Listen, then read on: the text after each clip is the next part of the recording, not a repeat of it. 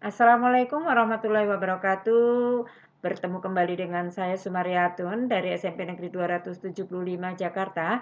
Kali ini saya akan menginformasikan tentang implikasi AKM dalam pembelajaran.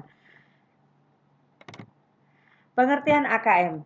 AKM adalah penilaian kompetensi mendasar yang diperlukan oleh semua murid untuk mampu mengembangkan kapasitas diri, mengembangkan kapasitas diri dan berpartisipasi positif pada masyarakat.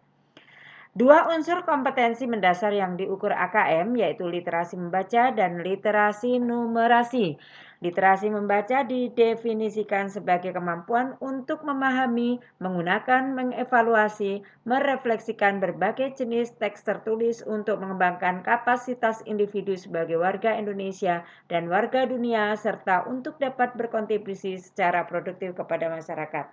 Sedangkan literasi numerasi adalah kemampuan berpikir menggunakan konsep prosedur fakta dan alat matematika untuk menyelesaikan masalah sehari-hari pada berbagai jenis konteks yang relevan untuk individu sebagai warga Indonesia dan warga dunia.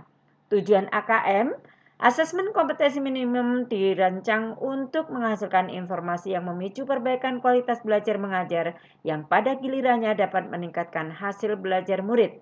Dan pembelajaran yang dirancang dengan memperhatikan tingkat capaian murid akan mempermudah murid menguasai konten atau kompetensi yang diharapkan pada suatu mata pelajaran.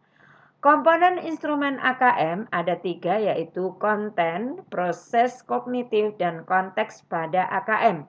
Konten literasi membaca terdiri dari teks informasi dan teks fiksi, sedangkan literasi numerasi terdiri dari bilangan, pengukuran, dan geometri, serta data ketidakpastian dan aljabar.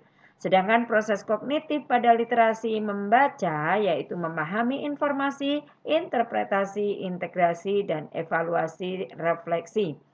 Sedangkan literasi numerasi, proses kognitifnya meliputi pemahaman, penerapan, penalaran, dan konteks pada AKM baik literasi membaca maupun literasi numerasi yaitu bersifat personal, sosial budaya, dan saintifik. Adapun hasil AKM akan dilaporkan dalam 4 kelompok yang menggambarkan tingkat kompetensi yang berbeda. Pada kelompok literasi, seorang murid belum mampu menemukan dan mengambil informasi eksplisit yang ada dalam teks ataupun membuat interpretasi sederhana, maka anak tersebut dikatakan perlu interval khusus. Sedangkan kemampuan dasar, murid menemukan dan mengambil informasi eksplisit yang ada dalam teks serta membuat interpretasi sederhana.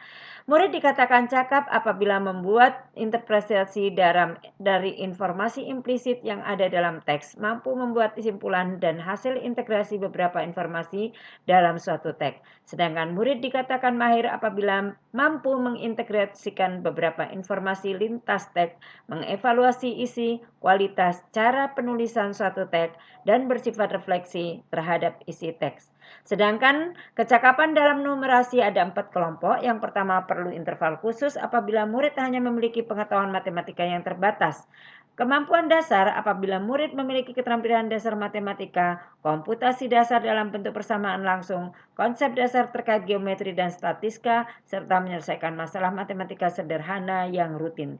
Murid dikatakan cakap apabila mampu mengaplikasikan pengetahuan matematika yang dimiliki dalam konteks yang lebih beragam.